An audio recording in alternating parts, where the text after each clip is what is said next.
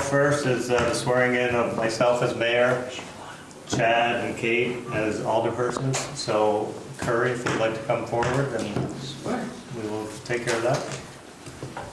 What do you want to do first? We can start with you. Okay. He's here. Want to come out there? Yeah, why not? Go ahead. It's on triple recording. Yeah, so let everybody stand there and I'll just stay there still. I'd like to thank all the people who voted for Duffy for showing up.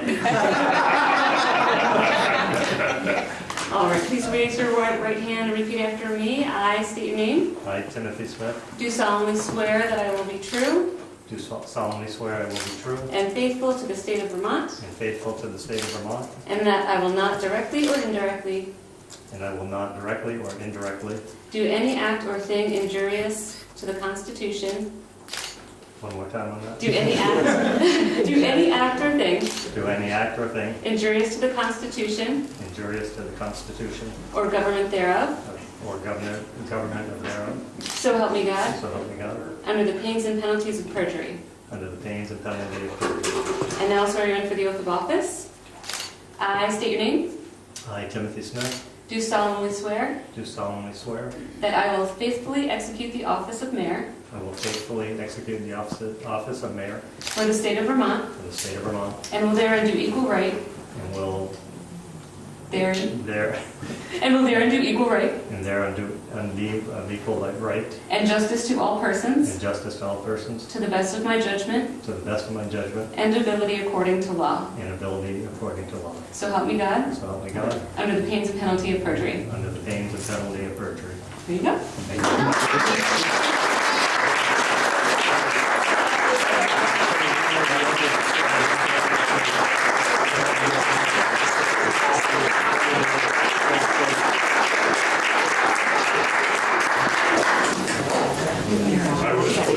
Terry, I would just say pains and penalties. That's the best one. Yeah. Okay,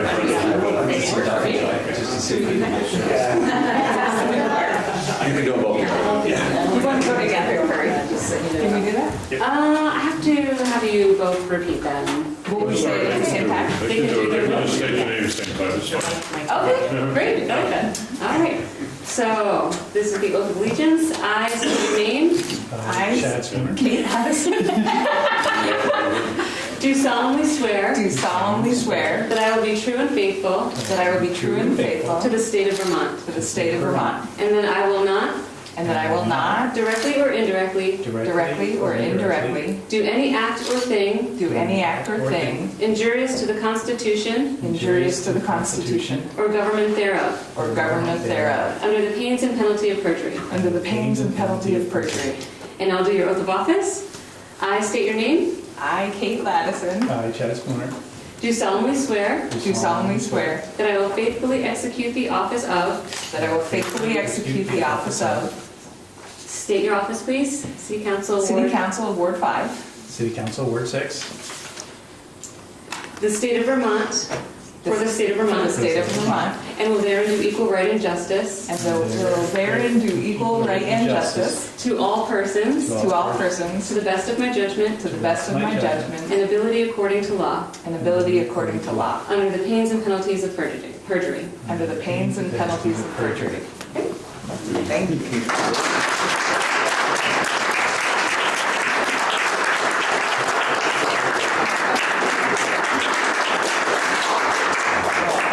So you can sign there and there, and I'll grab it later, okay? If you could just sign there and there, and I'll come pick it up a little bit. So we will reconvene the meeting. We call the meeting for executive session purposes at 5:35. So we'll reconvene the meeting now. I'd ask everyone to stand up and say the pledge of allegiance. Pledge allegiance to the flag of the United States of America and to the republic for which it stands, one nation, under God, indivisible, with liberty and justice for all.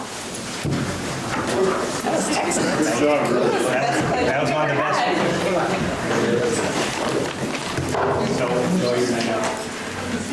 thank you all. Thank you for attending. There you go.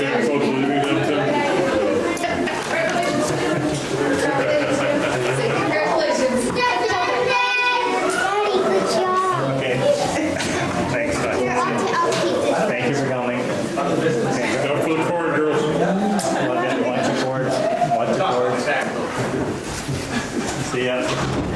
Thanks for coming.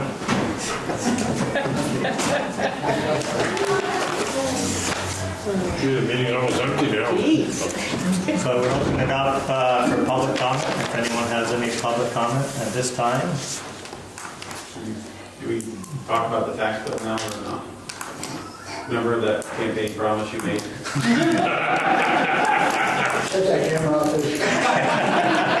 It's too bad it's a public meeting, yeah. Campaign of poetry, government prose. I'd like to think this will be the only night it's like this. Yeah, wishful thinking. The only night is after session so long. Probably didn't know where City Hall was before today. Hearing no public comment, I move on to item number 5. I'd ask Chief Taylor to come up and to discuss the upcoming Survive Vermont event, which is going to be held here at the auditorium 6 o'clock on Wednesday evening. Chief, how are you? Good, thank you. I think the key phrase there, sir, is would like to think. We can't be sure. So we're passing around some event information. For a very long time now, I believe that we needed to start to talk to the public, create a dialogue with the public, to talk about things that they can do that will empower them, give them some options in the unfortunate event they find themselves caught in either an active shooter incident or a critical incident where there's trauma-related injury. And finally, in October, after returning from the Chiefs Conference in Philadelphia, I met with Walt Kroll, and that started the ball rolling, and we started looking at how we might be able to roll something out. And then we partnered with Northwestern Medical Center, with the State of Vermont Department of Health, and we came up with a program that has been dubbed Survive Vermont. And in this program, we're able to publicly present 3 different tried and true models that people are using across the country. And we wanted to make sure that whatever we did in St. Albans would work anywhere in the state of Vermont. And would work under any circumstance, whether it was a school, whether it was a church, whether it was a mall, or some type of public event.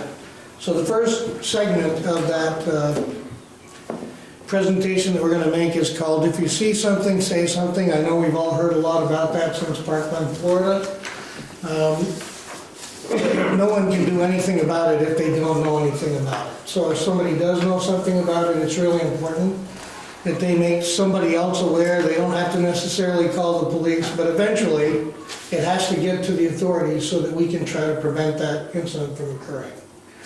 That's a pretty short portion of the presentation, less than 15 minutes. Thank you so much, Kate, for your work on the agenda. Kate Lattison has been a key part of this from the very beginning, and I thank you, ma'am. Thank you. The second part of it is run, hide, fight. So there are 2 predominant models being used in our region, Alice and run, hide, fight. And I just have to cheat here a minute to look at Alice. Alice is an acronym for Alert, Lockdown, Inform, Counter, and Evacuate. Following Sandy Hook, the emergency management team in the city of St. Albans and St. Albans Town adopted Run, Hide, Fight. Run, Hide, Fight is a program that is modeled after the National Fire, NFPA. In the 1950s, they came up with a campaign called Stop, Drop, and Roll for what to do if your clothing caught on fire. And I'm just willing to venture a guess that anybody in this room can tell you what to do if your clothes catch on fire. It's very easy to remember, and we all revert to something called muscle memory when we feel panicked, and we're in crisis. So we thought that the easier it was to remember, the greater the chances that you'll be able to remember that, recall that in an actual event. Alice is a fine program. I can't remember the acronym without looking it up. And they don't like the word fight because they think it's a defensive word or an offensive word, not a defensive word. And they think that it's foolishness to think that small people can fight. But fight means a lot of different things. It means fight for your life. Don't give up. If you get injured, if you can still function, try to get away from whoever the bad person is, whoever's causing the problem. And it means do what you have to do to distract whoever is causing the problem so that you can get away. It's not a fight for victory. We're not advocating that everybody learns karate. Fight is really more about resistance and buying yourself time so that you can use another option. And generally the option will be to fight as long as you have to fight to get away and then run. Run, hide, fight's consistent with the model that we teach our children called stranger danger. You know, we've been telling our children since they were very young, get away. If somebody tries to get you in their car, don't go with them.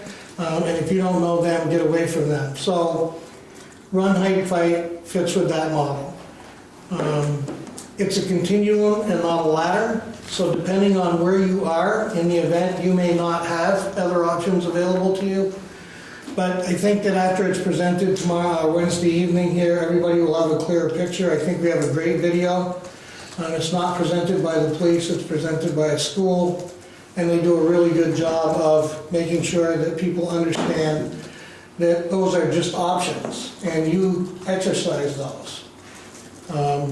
And the last part of the program is a program called Stop the Bleed, which is a program that was pushed out by the White House a few years ago after a number of these shootings and picked up by Homeland Security.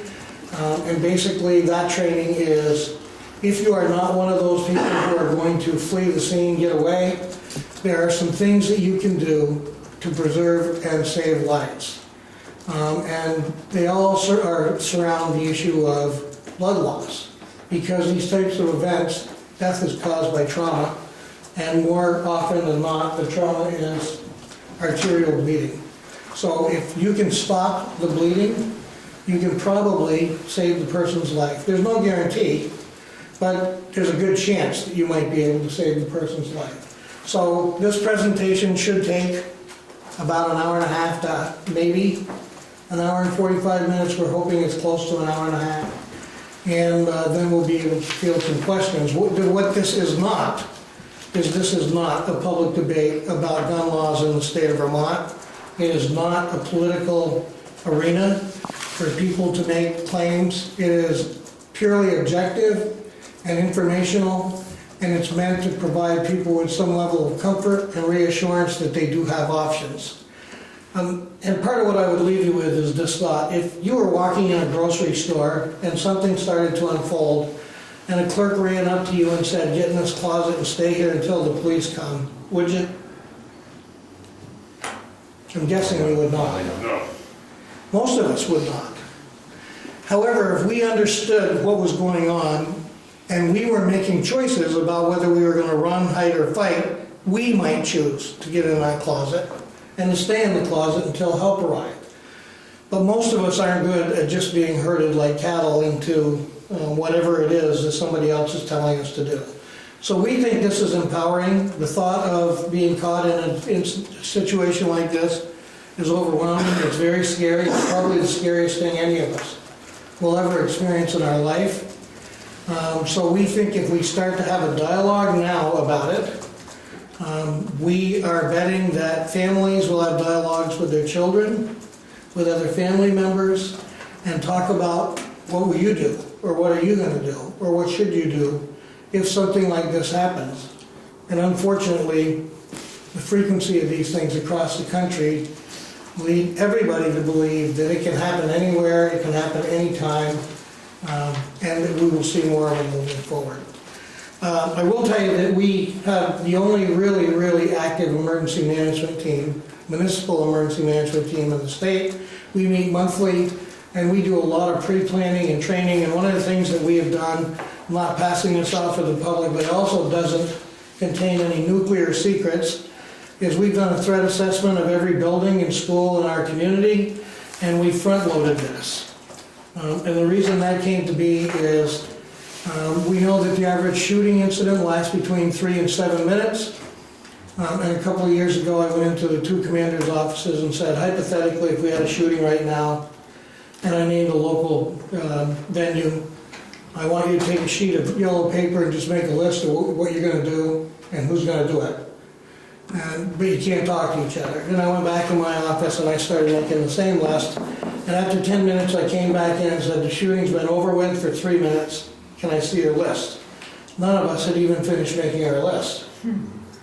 So it was fairly evident to me at that point that we should be front-loading these things. We should have a pre-plan, which includes things like clearing airspace, making sure the railroad doesn't cut our community in half during a major incident, making sure we're calling for assistance, and then managing the assistance that's going to come to us, and alerting everybody that needs to be alerted so they can lock down too.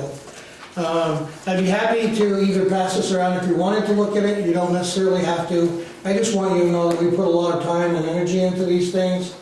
We fought a lot. We have made sure that the vehicles have the equipment in them that they would need, given a circumstance or situation like this. And we are as prepared as any community can be for an event like this. And I hope that none will ever occur. But if one ever does occur, I want to be able to have peace of mind that we've done everything we could to prepare ourselves, and we are adequately prepared to deal with a situation like that. We have one of the finest trained tactical teams in the state. We send all of our officers who are part of that to Texas for specialized training. Through grants, we've gotten equipment. We have a tremendous amount of capability. Thank you, Chief. Does anyone have any questions for Chief? I just want to say I think it's really commendable that we have a community that not only, you know, is well prepared and has great resources, but comes together to share the information with the community. I think this is really powerful. So thank you for your work on it. Thank you. If the people who are calling and telling us they plan on coming really show up, we have more than 300 people. We've already said we'll be here. The only thing that might change that is this little meteorological event called a nor'easter that's coming at us. Yeah, we don't get as bad. It's true, it is winter. Chief, who will be the presenters? So, Emerson Lynn is the MC, if you will, or facilitator. I'll be a speaker. Captain Ron Hogue is presenting. If you see something, say something, and run, hide, fight. Pam Scott and Billy, I can't remember. I apologize, I can't remember his last name. He's a paramedic. He's on our tactical team as well. Are presenting the Stop the Bleed. We do have reservations that have already been committed to by the Public Safety Commissioner, by the Director of Emergency Management for the state of Vermont, by 911 Executive Director. The Governor's been invited, although I am not hearing that he plans to attend.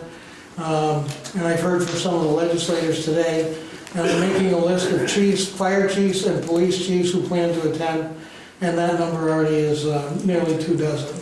And the plan with this program is to make it available to anybody who wants to take it back to their community and present it.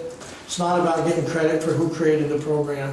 It's about all of us preaching the same message to our communities. Thank you very much, Chief. Thank you. Greatly appreciate it. Thank you. Thank you for your work. Thanks. Next item on the agenda is consider water and wastewater allocation for 997 Fairfax Road, which is also known as the Tannenberger Veterinarian Site. Doc, if you want to come up. I'm glad to come up. I've been ditched by my engineer, so I will answer any questions I can for you. You want to give an overview of what you hope to accomplish? So the overview that I would have is, for the last 12 years, I've kind of had the little dream of trying to make that 3.3 little acres more than it is right now. So I have slowly been accumulating rights of ways and getting water and sewer over to the property now, finally. And it's at the point where it's kind of a make or break, because it's either develop the land myself or find someone that wants to develop themselves. And I'm not a developer, but right now I've pretty much gotten through, having got the final paperwork. but permission to potentially move my veterinary hospital to the back of the lot and allow a restaurant pad to go there, because despite everyone else, I'm convinced a restaurant pad on that end of town actually makes some sense with Collins Pearly there and all the housing on that end of town. Because I would gladly, if someone could be conned into thinking of that as a restaurant pad, move the veterinary hospital up and back, on the back part of the property, the back acre, and put some other professional buildings on that lot. Kind of similar to Richard Cummings' situation next door. So it was finally time, because the PUD is about to get written off and be approved. We just have to now figure out the official water and sewer, which has been, the allocations have been kind of in question mark for numerous reasons for a few years. Let's just leave it at that. So I guess I'm maybe the person to come forward and say, what can we do to get water and sewer on that property with the allocations for the buildings that potentially are going to go there? And hopefully you have the information, because I don't have any information with me today as far as what was actually planned as far as usages. So the application, as I read it, has two parts. It reflects the broader vision that Dr. Tannenberger is referencing, but the specific request in the short term is just for the capacity that's needed to hook up what's there now. For the veterinary hospital? Just for the hospital that's there now. I guess I could answer that a little bit better. The immediate plan, because I definitely have a phased plan. I'm not going to make this all happen overnight. But I need to bring the water and sewer, which is on the northern edge of the property, coming over from Richard Cummings. I need to get that to the middle of the property where it needs to be for future development. But in order to do any developing, I have to start working on the infrastructure. So I need to bring water and sewer to the present veterinary hospital and have some temporary, hopefully more temporary hookups to that until other development happens on the property. And in order to start doing any developing, I have to deal with the stormwater issue, so a retention or detention pond needs to be started to work on. And that just means if you're going to be digging, do it once type issue kind of. And that by digging up and starting a detention pond, I unfortunately lose my leach field for my present septic. Thus, water and sewer needs to be at the present veterinary hospital. So the answer part, everything's on site, water and sewer, obviously. Right now, everything's on site, water and sewer. It's a well and a leach field. You're looking for 600 gallons per day of sewer and 750 of water, or did I reverse that? No, you got it. I was going to say, that sounds familiar. Okay. I would move that we grant Dr. Tannenberger's request for 600 gallons per day of sewer and 750 gallons per day of water for his veterinary hospital. Is there a second? Second. Any further discussion?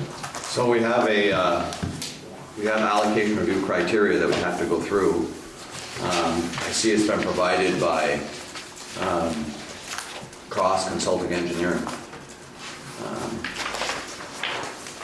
You understand, Dr. Tannenberger, that you're not guaranteed any water and sewer allocation past what you're going for today. So whatever you're doing in the future doesn't necessarily mean it's going to get granted water and sewer allocation based on what's happening here tonight.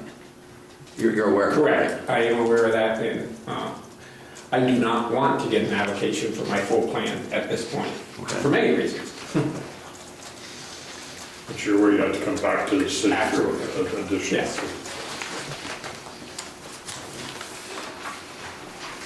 Dominic, anything else to share? No, good. Okay, good. Everyone good? Here, Larry? There's a motion to approve the allocation. I'll give it. Kate seconded. Kate second. So motion by Jim, second by Kate. All those in favor, say aye. Aye.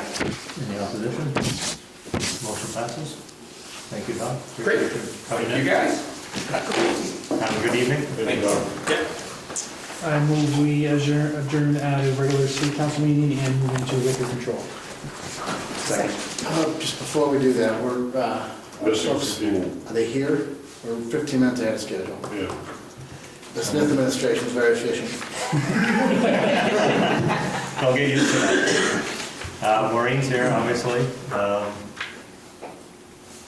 And no one from Bob's. Anybody else is coming through? I'm not sure, not that I know of, but I haven't heard anything. Usually come to it. I don't think that, let's see, we got, I can discuss that in 10. What was that, I'm sorry? Wait, I what? can discuss that in 10 if people would want to, I guess. Oh, skip ahead on the agenda, you mean? Yeah, yeah. So we could move to... What's that, like an hour and a half? I'll make a motion to amend the Stop agenda. for 15 minutes, so. Actually, I'll make a motion to move, to amend the agenda, so skip over item 7, go right to item 8, and continue on until, 7, as far as we go, until 7 o'clock. I'll second that. All those in favor say aye. Aye.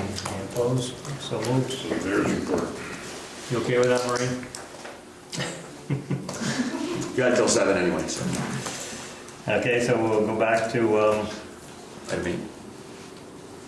item 8, which is, I think Don, we talked about tabling that till April meeting, till I have a little better handle on what that consists of in terms of the committees. Yeah, I just thought you might want to tell them that.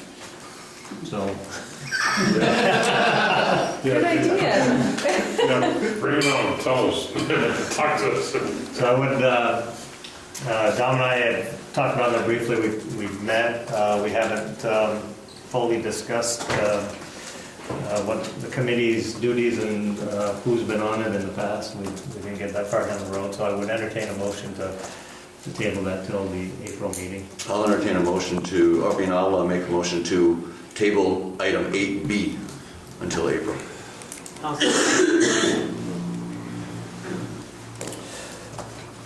Any other discussion on tabling B? So you want us to talk about A? Yes. Yeah. Okay.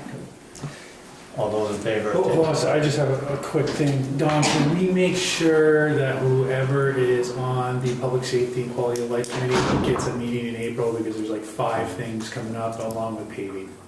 So that all have to be taken care of pretty quick. Sounded like volunteering. So the existing committees are still in effect, Okay, so, Mr. Chairman. okay. So, Good. yeah, Let's get something later Yeah. this month then. Yeah. Okay, thank you. They will not be altered until the April meeting. right. Okay. Motion on the floor to table 8B. All those in favor, say aye. Aye. Any opposition? Hearing none, motion passes. Under 8A, I nominate Chad Spooner for the Second. council president election. Second? Second by Kate. Any discussion? Chad, you want to discuss Any that? discussion? Tim, you don't want to do it? No? No? Status quo. That's the motion. Uh-huh. Why he doesn't want to do it. Yeah. He was quick. He was quick. Yeah, quick to do that. Kate was quick to second. Does the nominee not want to say anything on this information? So, you can't let him discuss it, just go on with the You vote. good?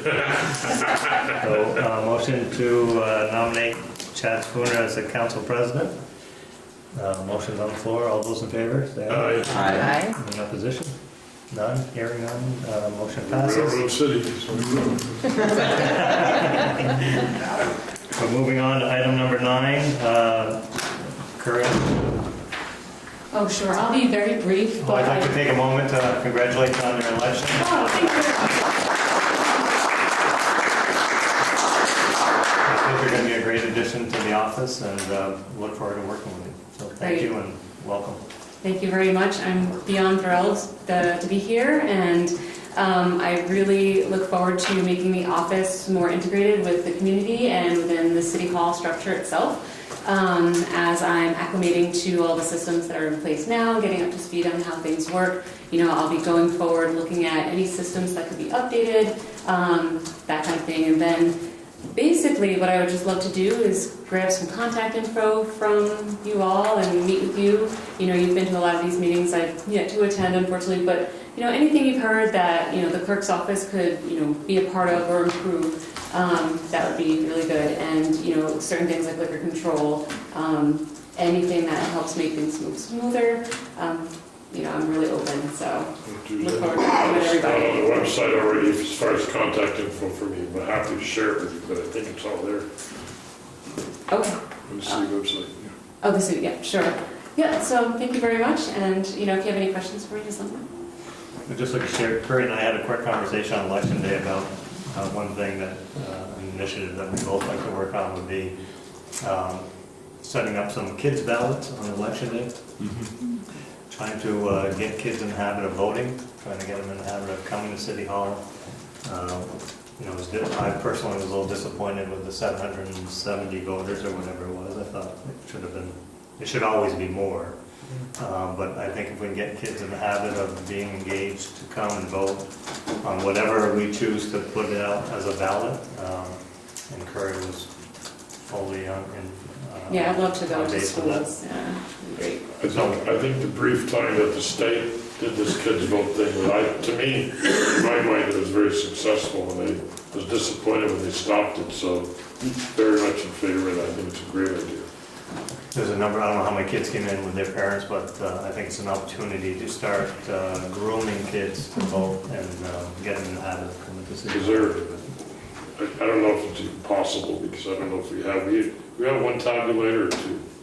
One. I don't No, know. one. Yeah, is it? Okay. It'd be great if they could actually feed a ballot into a tabulator, even though it doesn't count for anything, because I know the state law, and Sue had made that very clear, that children can't put their parents' ballot into the tabulator, and they always want to do that. Marty says We have a backup. We have a backup? We could set that up for the kids just for them to feed something in. I think it'd be wonderful. So, Curry, anything else to add? Any questions? No, I'm just really looking forward to everything, thank you. I just want to add, I think dog licenses are due April 1st. Okay. So, folks, if you have dogs, get them licensed. I promise to be on time this year. Thank you, Curry. Thanks, Kurt. Tom, you want to come on up?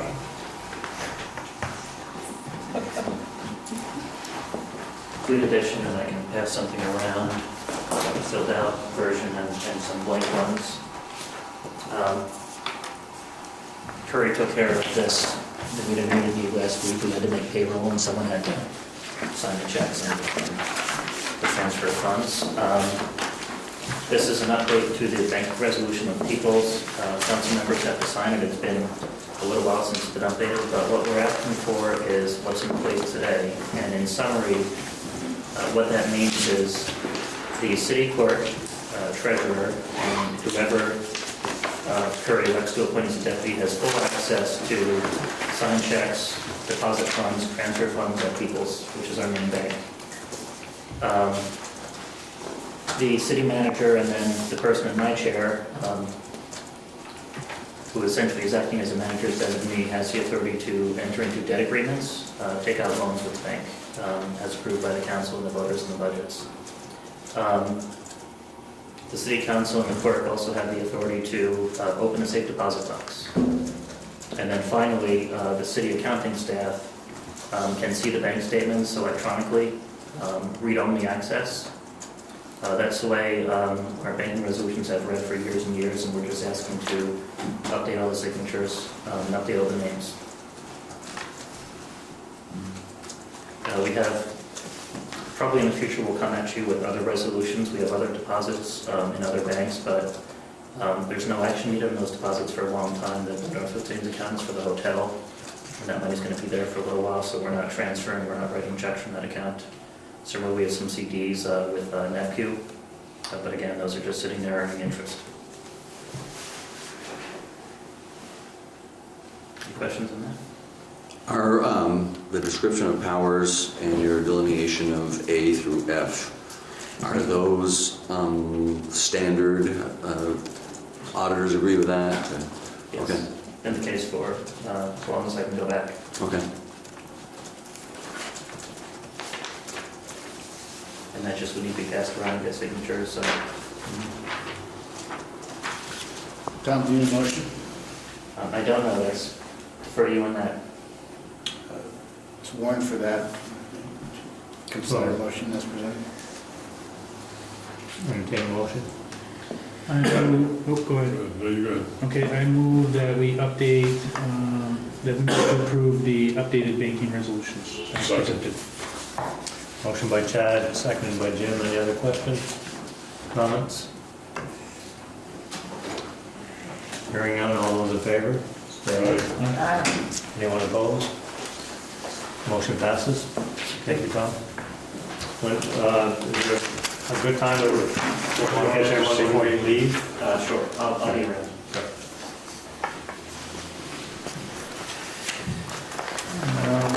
We'll move on to item number 11.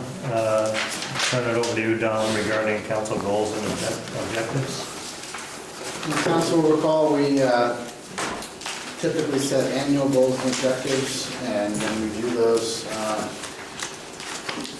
3 or 4 times throughout the year. We last reviewed them in the fall of 2017, so we're due for an update. I think the document kind of speaks for itself. In general, I think we're making pretty good progress on checking off some of these to-dos.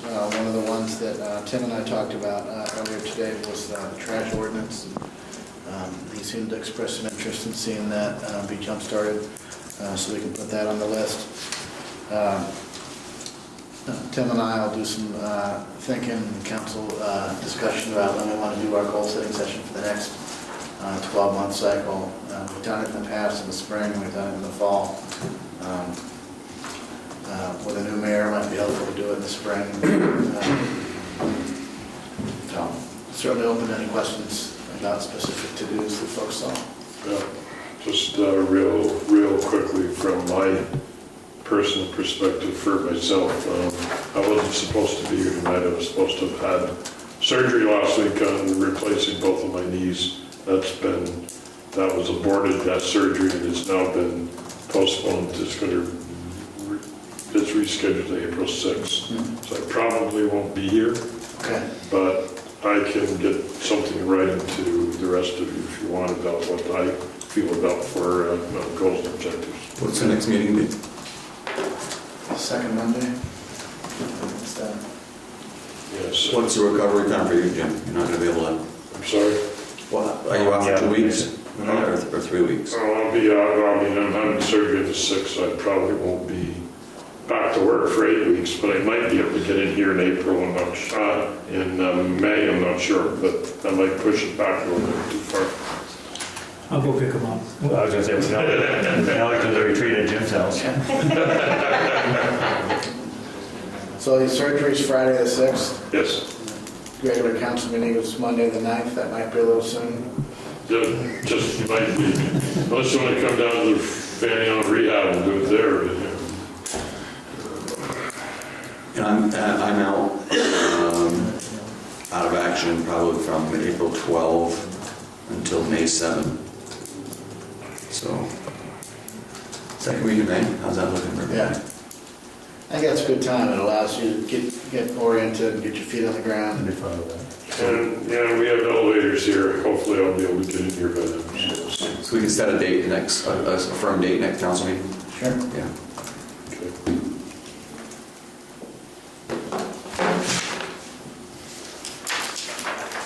That's all I have. I just wanted to get this document in front of you and let you know what the process was for fine-tuning it. Good. I think we have 2 now, Mayor. It's 7 o'clock. So I'll move, we move back on, go back to the original agenda. Item number 7, under liquor control, and Chad, you'll have to do the motion, I think. Oh, second that. Go back into that. Yeah, so I'll move that we go back to the agenda, item number 7. You'll have to make your motion to recess until later. I move that we recess a regular city council meeting to liquor control. Second. Second by Jim. All those in favor, say aye. Aye. Anyone opposed? So we're moving into the Liquor Control Board agenda. I'd like to call that to order at 7 o'clock. First item on the agenda is current liquor license violations. And Mr. Mayor, I will have to recuse myself for this section. Now, before we get going, and I know Curry's new, and I know that you're new mayor, just so that we're all so that operate on the same page, what would normally happen, as in the past, is the clerk would call the mayor and seek a determination as to whether or not the offense required the licensee to come in before the liquor control board. So that could be the reason why a couple of people are not here. And I know that went on because I was involved with it. So sometimes someone would come in. I mean, when we're talking about training violations or tobacco sale violations, sometimes those violations didn't warrant the applicant to come in. Or actually, it would be the violator to come in. Yes. So I don't know where you're going to go with that now, but that's just how it went in the past, just so that you know. You may say you want that to continue. You may say that you want all violations to appear before the full liquor control board. But there were some times when somebody would have a violation because they had a new officer and they didn't notice the liquor control board with the new officer's name. And so they had received a violation. And to me, that didn't warrant having the person having to come before the liquor control board. That may be different under you, but you know, that's something you'll have to think about. So just to clarify, I guess, as these come in, Curry and I should be working more closely together. Yeah. I suspect Curry would call you up saying, hey, look, we have X licensee here with a violation from the Liquor Control Board for failure to notify the Liquor Control Board of a new officer in the corporation. And that, you know, have they since noticed them? Yes. Well, we don't need to see them at the Liquor Control Board. You know, so I can't tell you how minor something has to be for you to waive its appearance before the Liquor Control Board. Or maybe we as a Liquor Control Board ought to say, these types of violators we want to see, and these types we don't, as long as they've corrected the violation. So administrative, assume not, and absolutely. Violations we'd like to see. Yeah. And it appears to me the Liquor Control Board meets as needed, or it's not, it didn't appear to be a regular scenario. Not as needed, but it tends to be, you know, mostly monthly unless there's no, so we reserve the 7 o'clock time slot. There's almost always a little something. There is, okay. Mostly it's new licenses coming in, and then renewals. And going back to your point, Tim, is that renewals, they don't need to be present. Renewals almost are always not present unless we're getting a renewal on somebody who's had 3 violations for selling to minors or something, some enhanced violation which we have spelled out in the liquor regulations.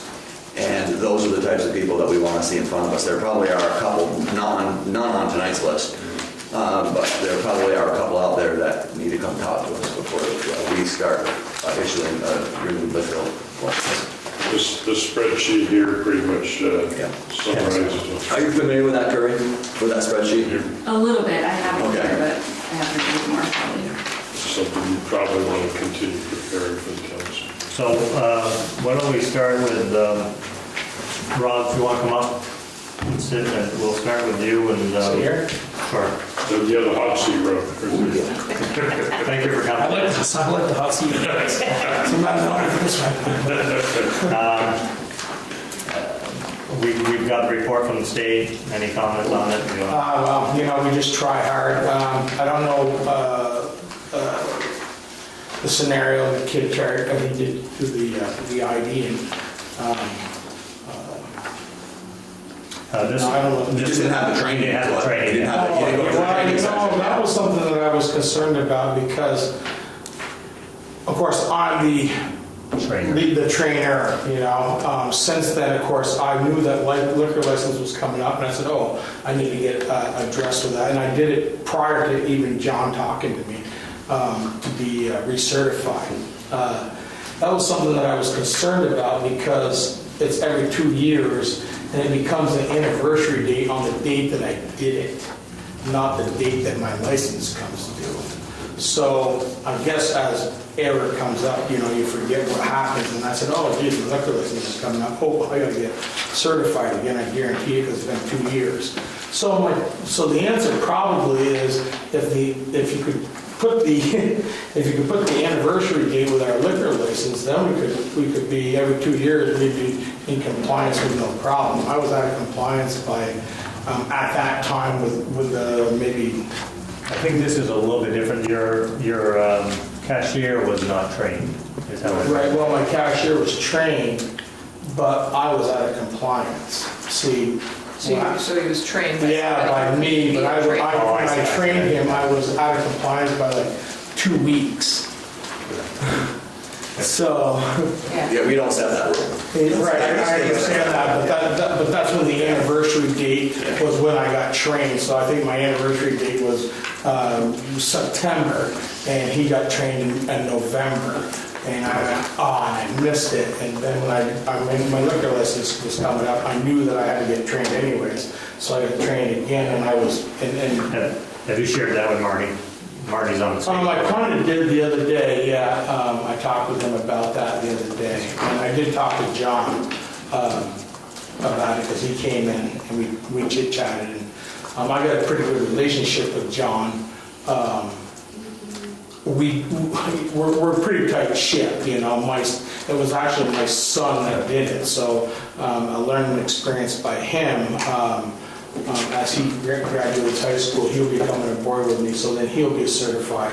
So I'll start sending him to classes, and then we'll get him right on the snuff too. So. Are you?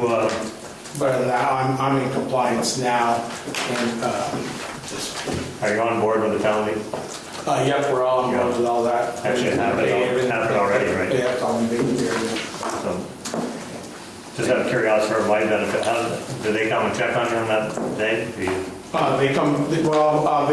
They'll come back and check around again eventually. But on the day of the panel meeting, do they follow up with you? No, not much longer. Everything is taken care of. No, everything is.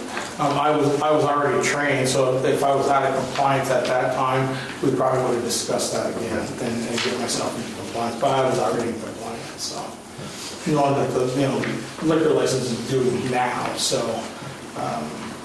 that's the only downfall. When you do it every 2 years, you kind of forget where you sit, and next thing you know, oops, it's due, you know. So kind of a notification would be kind of nice, and maybe just with the anniversary date. Good discussion for Marty, I think. Yeah. Anybody have any questions of Rob? Thanks for coming, Bob. Thanks, and just thank you for everything you do. We're trying hard up there, and we do the best we can. Knock on wood that it only happens every 3, 4, 5 years. So I would share with you that when I was outside campaigning, I met your neighbors. Oh yeah. To your north. Oh yeah. And they could not say enough about you or the operation. The whole neighborhood is great. Thank As we all know. Thank you for all you do. Okay. Thank you guys. Have a good night, you guys. You too. Maureen, you want to come up to the table? Thank you for waiting patiently.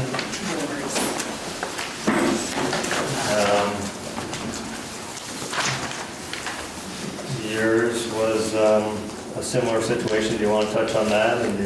Yeah, when that happened, it was the first day that my front desk guy had been on the desk. He was somebody that I had hired from our Colchester property, and I thought he had been trained. He thought he had been trained. He didn't have a certificate on him, and they looked it up and couldn't find it. But we both had been trained through. So basically, my procedure is with the front desk. They all do the online training. I don't train them myself. It's been rectified, and there isn't a front desk person that doesn't have their certificate right now. Did you fire it? No. This one, that's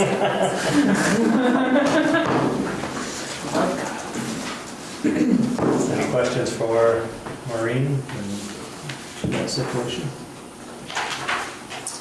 not bad. I would say, once again, thank you for everything, with the hotel and your efforts to bring it on board and all of your participation in the community, so thank you. Thank you, Maureen. All right, congratulations. Have a good evening. Thank you. Thanks, Don. So we had Hometown Beverage in South Main. Is anyone here from either one?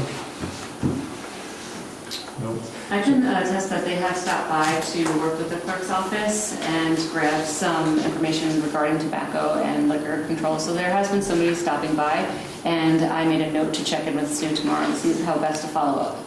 For which one, both, or? For both, yeah. He Okay. wants to know how to get that tobacco license, which I'm going to help him with, but yeah, what he needs to do for the liquor control, which again, I'm not certain entirely of, but I'm going to check in a bit more tomorrow. Who's this talking about, Kurt? Who's he talking about? His name is written down on my desk. Okay. Manahan. Okay. That's a fair guess at this time. Yeah. Yeah. I had no problem with that, with Hometown Beverage.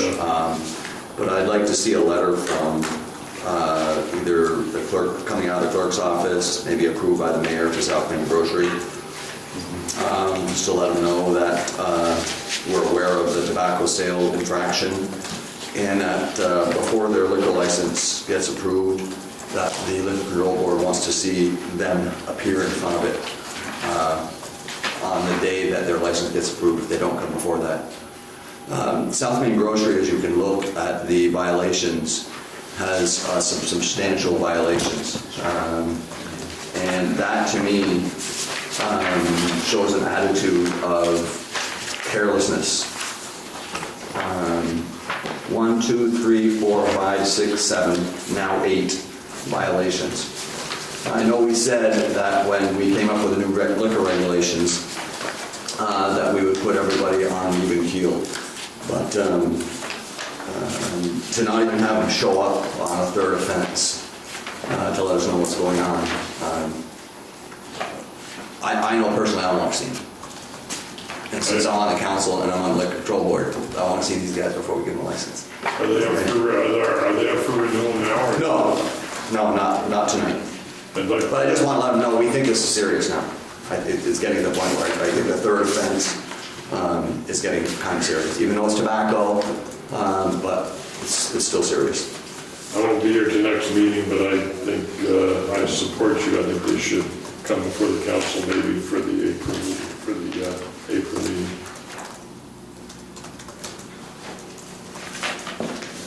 Having said that, I'll make a motion to approve A through H for the liquor license renewal. Second. Can I just ask you a quick question on that list of violations? D is other. Is that usually about education? Yeah. Okay. It's either education or a notification of a staff change or a board director change or something like that. Those are the ones we generally don't have come before us. Yeah, similar question. Yep. Those are ones that they can just bring in and say to Curry or the clerk and say, look, here's my letter to the liquor control board showing, liquor control department showing we added our new director and give them their name. Liquor control just wants to know who's running the operation. You know, So before we move to that motion, do we need to address anything on A to D? They've been before us, we've addressed the situation. Minutes will reflect that, so there's nothing else we need to do. Right. So there's a motion for renewal for A to H. We take it as a full slate as opposed to individual. So there's a motion on the floor and seconded. Yes, I second. Any other conversation? Hearing none, all those in favor say aye. Aye. Any opposition? No opposition, motion passes. 2-0. Chad, you're welcome back. Motion to approve the minutes of the previous meeting, February 12, 2018. Second. Second by James, motion by Tim. Any discussion? Any corrections or amendments to those minutes? Hearing none, all those in favor say aye. Aye. Anyone opposed? Motion passes.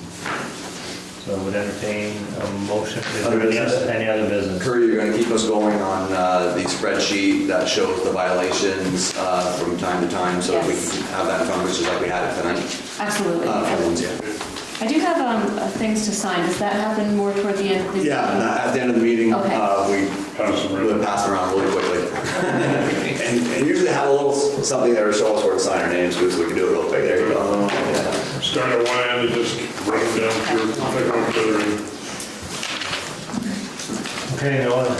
Motion to move out of liquor control. Thank you, Tim. Second by James.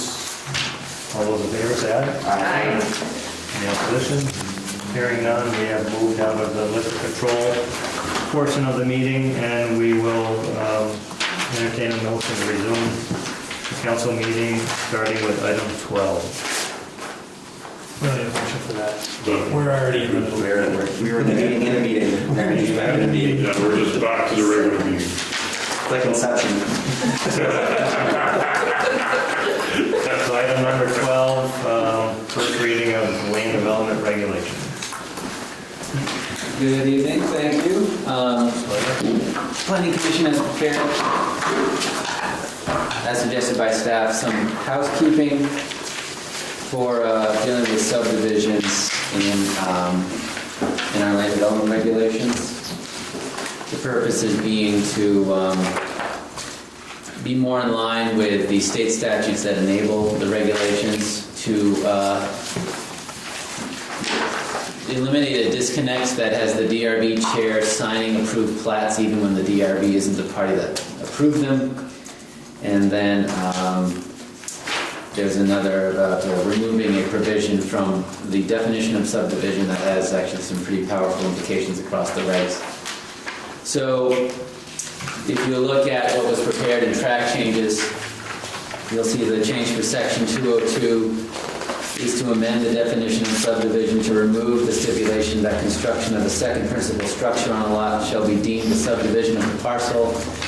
City regulations have actually been changed elsewhere to allow more than one principal building on a structure except in residential districts. However, we really didn't realize that the definition of subdivision had this in there, so we are cleaning up this issue right now with this proposed change. For section 801, we're adding reference to lot mergers and boundary adjustments, and we're mentioning access management and public safety facilities. So I'll mention right here, what's going on is that one of the main gists of this change is we want all subdivisions where you do something that would create a new parcel. So you have one parcel and you're proposing to create two, or you have three and you're proposing to create four. We're bringing all those before the DRB. And then we've created this class of changes called administrative lot revisions. That would include when two parcels are just exchanging the boundary between the two. You start with two parcels, you end with two parcels. It's just that the boundaries have changed. And it also includes mergers, where parcels that merge into each other. So you start with three and you end up with two, something like that. And those can be approved by Dave Southwick as administrative permits. So in 801, we create that reference to administrative lot. In 801, we add the reference to lot mergers and boundary adjustments. Chair? Yes. Don't we currently allow the zoning administrator to approve a one-lot subdivision? We do, however, that's not directly enabled in Chapter 117, and the Planning Commission and the DRB are amenable to the change of having them all go before the DRB. Especially in the city, we all live in close proximity to each other. Even a one-lot subdivision, the neighbors would benefit from having it go through the DRB process, getting the hearing notices, having it being discussed by the DRB. There are a lot of standards that have to be met with any subdivision, whether it's a one-lot or a two-lot. So the Planning Commission and staff felt that that those could go before the DRB as well. That's the most suitable place for it to occur. I'm just thinking that, I guess if we were going to be adding something to city property, or if we were adjusting a property by taking on some extra acreage, we would probably call that a boundary line adjustment. That's a boundary line adjustment. And a lot revision, and then we wouldn't have to go through all that process. Correct. Yeah. So, as this is proposed, if it were approved, and all said and done, anytime you add an additional lot with a change, the new lot is created, that would go before a DRB. Yeah. Whether you're creating one new lot, Okay. so one becomes 2, that, or one becomes 10, that would go before the DRB. But if 2 lots are just, or multiple lots, if there's like 3 neighbors working together to change the boundaries, you start with 3 lots, you end with 3 lots, that's just a simple boundary line adjustment. That would go before the zoning administrator. Wouldn't have to go before the DRB. So in 802, we create this new term of administrative lot revision for boundary adjustments and lot mergers that do not create an additional lot. And in section 803, you remove the reference to administrative subdivisions and add administrative lot revisions. And we remove subsection B that regards single lot subdivisions, because all subdivisions would now be included under a separate section of this article that deals with how the DRB should consider subdivisions. We amend the existing subsection C to apply standards for approval of all administrative lot revisions. So basically, when Dave is looking at a boundary line adjustment or a merger, he has to look at what is being proposed, and he has to, one of the most important things he needs to do is make sure that whatever is being proposed doesn't make any lot more non-conforming than it already is. And that's what subsection C deals with. Section 804 is really easy. We just add the word subdivision to the title of a table that contains a bunch of different standards that need to be met by an application. And in section 807, here's the part that our DRB chair loves the most. We amend subsection B so that plats created by administrative approval, vis-a-vis Dave, only require Dave's signature, not the DRB chair's signature. So when the DRB approves something that, requires a plat, the DRB chair signs that one. If something comes before Dave that results in an approved plat, he can sign that plat. And then, everything's hunky-dory. That's the proposal. Thank you, Chip. Any questions for Chip? That's good. This is just the first reading. Yeah. Any comments? This was set. Dom, you have... So we're set for item 12 and then item 13. Sometimes an ordinance comes forward and the council wants to signify that it's not ready to go forward. But under item 13, it's probably best to consider that motion. Make a motion to advance the amendments to land development regulations to second reading. Second. Seconded by Chad. Any further discussion? Hearing none, all those in favor say aye. Aye. Anyone opposed? So moved to advance to the second reading. Thank you, Chip. Thank you. And you're up again on 14 annual planning certifications. Yes. We are going to be applying for V-Trans funds to pave Class 2 roads this year with a focus on Federal Street, the portion that we didn't address with last year's project. And 2 of the requirements of that grant program are to recertify that we've adopted road standards in compliance with the V-Trans standards, and that we've done an inventory of our highway network. That's one of the forms that have been presented to you tonight. The City Council last adopted the specifications and standards on March 13th of last year, and they haven't changed since then, so we're still in compliance. But we basically have to say, yes, we did adopt them on March 13th, and also our inventory is still up to date. And then the other item is a financial plan. That's the sheet with a lot of dollar signs on it. Basically, what we did with this is we translated the approved public works budget into the categories on this sheet. So it's basically the budget that was just approved by city voters, just interspersed throughout the sheet based on how V-Trans would like to see it. Chip, for my benefit, maybe some in the audience, can you give a quick description of Class 1, 2, and 3 roads? So Class 1 roads are the ones that you would otherwise consider a state road. So normally they're your numbered state or U.S. routes. And to be a Class 1, that route has been taken over by the municipality.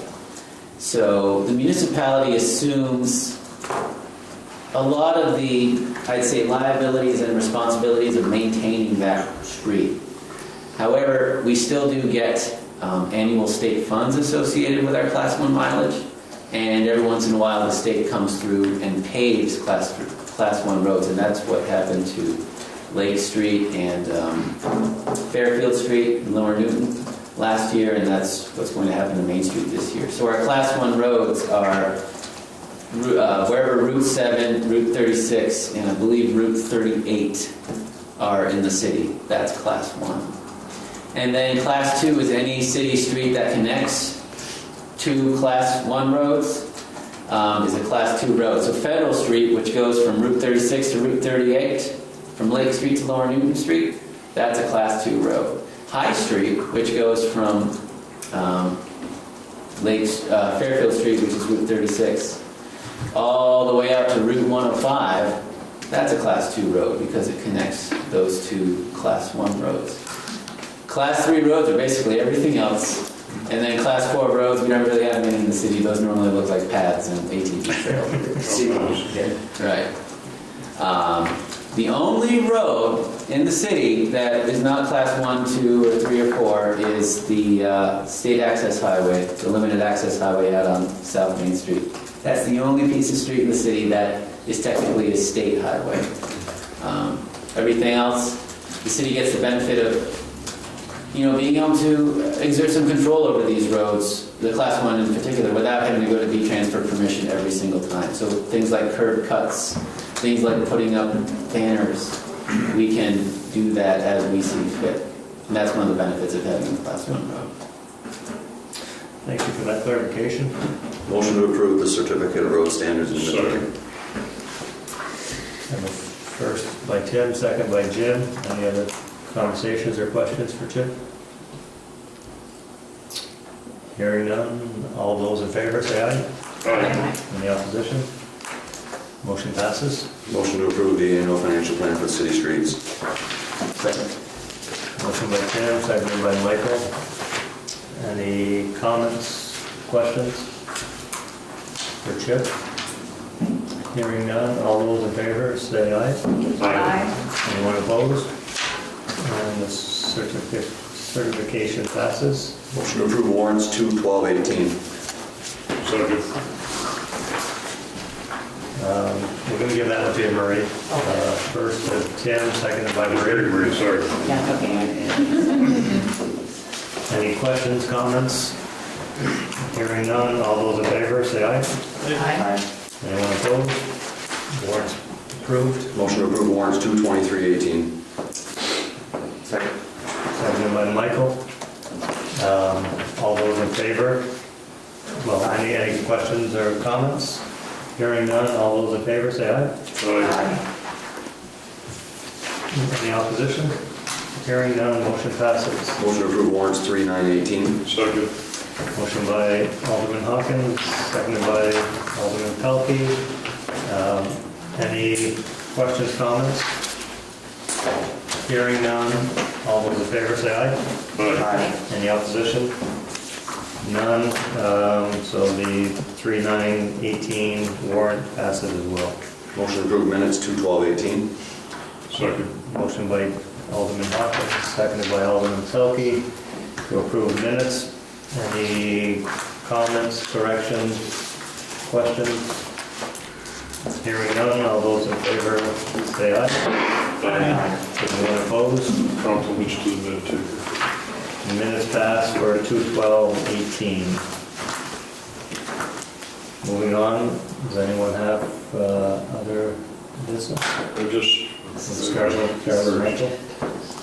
So I have been getting a number of quality of life complaints specifically around vehicular noise in my ward, and just wanted to mention to Chad in our conversation about the agenda for Quality of Life Committee, if we could delve into those and take a look at ordinances that we have, make sure they say what we want, and then we've also got enforcement we need. I really want to thank Chief Taylor for responding and other city staff to some of the complaints and doing our best to, sometimes these things come down to neighbor issues where it's not really about the ordinance and it's not really about enforcement, it's really that one neighbor's got a vehicle that's a little too loud for another neighbor.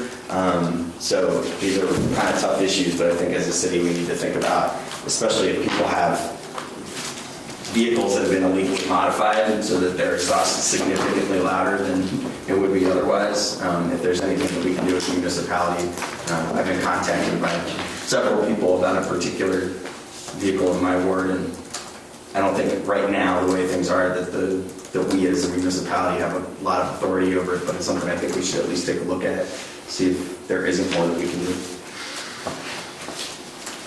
Yes, I too was contacted by, I think, the same person that you were. I've known him for a long time, and he's pretty upset because of this particular vehicle that has been, I think, modified, and said it wakes him up at 4:45 in the morning, and it's really become a nuisance, and he'd just like to see something done about it. So I did copy that particular ordinance for noise, and it does state that, any vehicles that have been modified or any vehicles with straight pipe, which I think this guy probably has.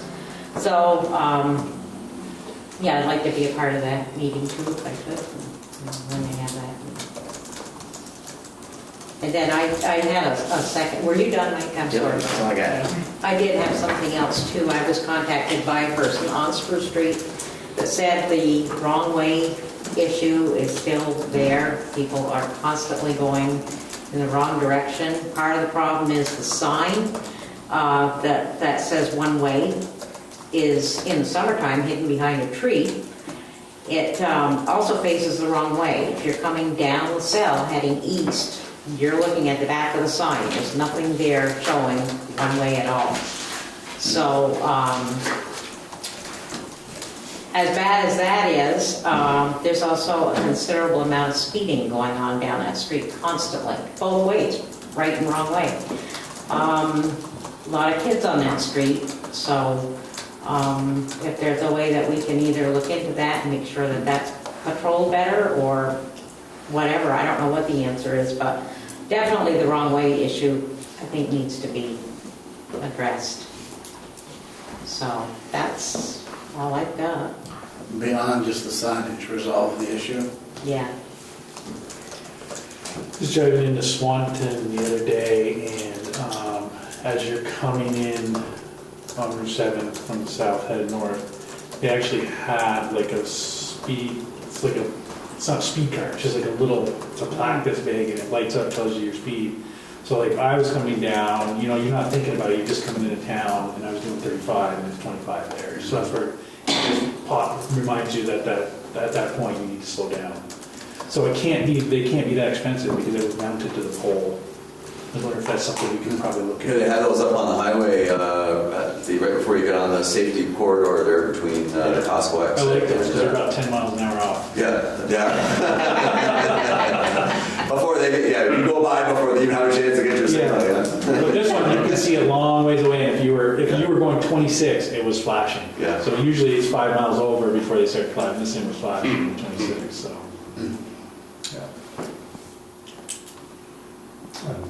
I have one. Next council meeting that we have will be the last one before the Maple Festival. So is there any way, Tim, we can get somebody here from the Maple Festival to talk to us about what's going to be going on? They've already called me and asked me if they could put the dumpsters in my office driveway. I don't have any problem with that.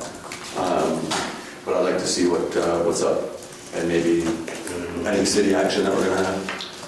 So there's an annual staff meeting within an MOU. What's the status of that? The contract has been signed.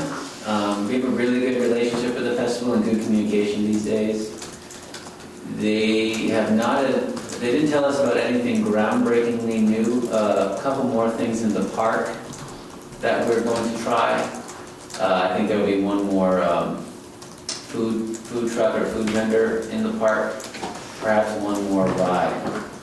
There will be no event in City Hall Auditorium this year, and they'll still be using SATEC and City School and BFA, and I forget the St. Mary's Parish, BFA Auditorium in the same manner that they have, and the ride will be at the courthouse lot out of Blake Street, that sort of thing.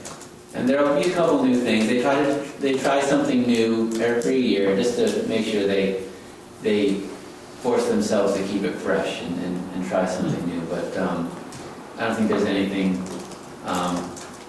that pushes the envelope in particular to what we've seen in the past year. Given that update, I'll waive that request there, or withdraw that request as long as Chip knows what's going on. Why don't we circulate the agreement just so the council can see it? Okay. Oh, yeah. Good idea. I would also add to that discussion, I was fortunate enough to go up 2 weeks ago and visit the two branding operations, Tommy and Danny.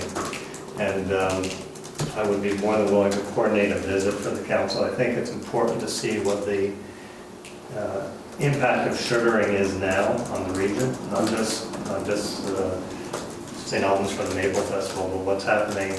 It's become big business, and I think it would be an eye-opener for a lot of people to see how far we've come in sugaring just in the last 10 years. So if there's anyone on the council who'd like to go do a visit someday, obviously it's probably dependent on how long our season lasts, but I would be more than willing to, these have become large employers for the region.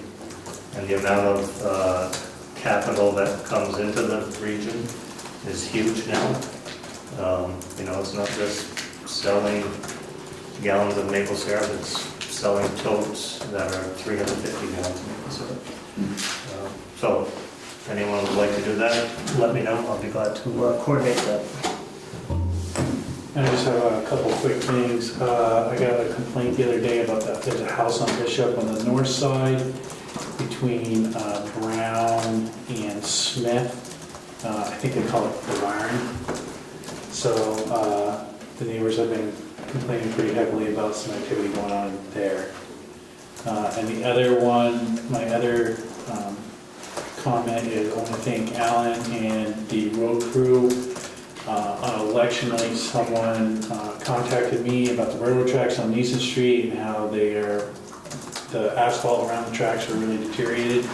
Alan was there at 7 o'clock the next morning and had it fixed, so that's service. Can't get any better than that. So that person made effort to reach out to me and thank me, and I want to make sure that also gets down in this group. It was in the weekly report, but Alan's let us know that August of 2018 is going to be the end of the line for him. He's going to retire, so we will swiftly be taking a look at that job description and beginning that recruitment process. So keep you posted on that. Was that November at one point? What's that? Was it November at one point? Yeah, it's been all over the map, but we got it nailed down. Are we looking at hiring someone with engineering background? We're not at this point leaning towards making a requirement. I think it's background certainly. Familiarity, engineering competence. I don't think we need a PE, but if somebody was a PE, we wouldn't disqualify him. But I don't anticipate it being a baseline qualification.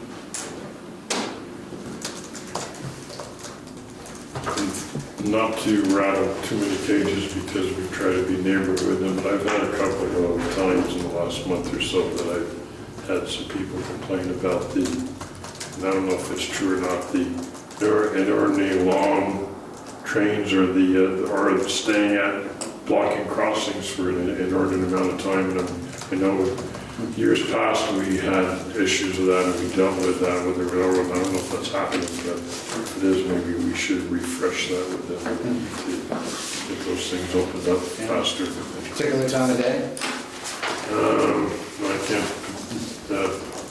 I want to say sure around noon, maybe early afternoon, but I can't commit to that. Noontime for sure. Yeah, noontime, yeah, Yeah. you're down there. So. Yeah, they block the street crossing forever. Mm-hmm. Yeah, it seems to last a long time. Yes. Is that the crossing, is it Elm Street that you're going to complain about? Yeah. Well, that's their yard, so it's hard, it's their yard, and we ask them, try to not to block it, you know, when school starts and when school's ending, just because that makes a huge mess up on Main Street, but. I mean, But I've also seen times when they pull over the crossing, you know, and then they switch or whatever, then they back up and they stay right there on the crossing, I mean, or half of the crossing, so you still can't go over. I mean, if they just kind of cleared the crossing, that would... You know, I understand that's your yard. Yeah. But it's also a city street, and you need to have, be able to get that opened up. I mean, so it's a difficult situation. It is. And I've seen it where they block that and Lake Street, same time. People in a long trip, so. One thing I had was, I shared this with Dominic, that we've begun the 100th anniversary of the St. Albans Co-op. And I think we as a council should consider acknowledging that in some form or fashion. I'm not sure what that would look like, but I guess I would ask the council that I would be willing to have a conversation with Leon Berthium and come back to the council with something that might be appropriate. Co-op's been a good neighbor for us for a long time. And we've done mayoral proclamations before too, right? Sure. Yeah. Well, I mean, my personal thought to that is something even more than that. I haven't had the discussion, but whether it's a parade of antique tractors and display them in the park or light pole banners, I mean, I think there's a number of things that we can do to make it. I mean, it is a big 100 years, and as many of you know, the dairy industry is struggling, and if we can bring light to what they've done for this community, I think it'd be important. Well, we can't do running the heifer, somebody else already does that, so. Running the bulls. I don't think we need a motion, but if people are fine with that, I'll start a conversation with Leon and I'll report back. The only other thing, so I don't keep thinking we're getting done an hour early, is somebody going to fix the clock? Well, we are getting done early. And there goes our clock fixer. Motion to adjourn. Second.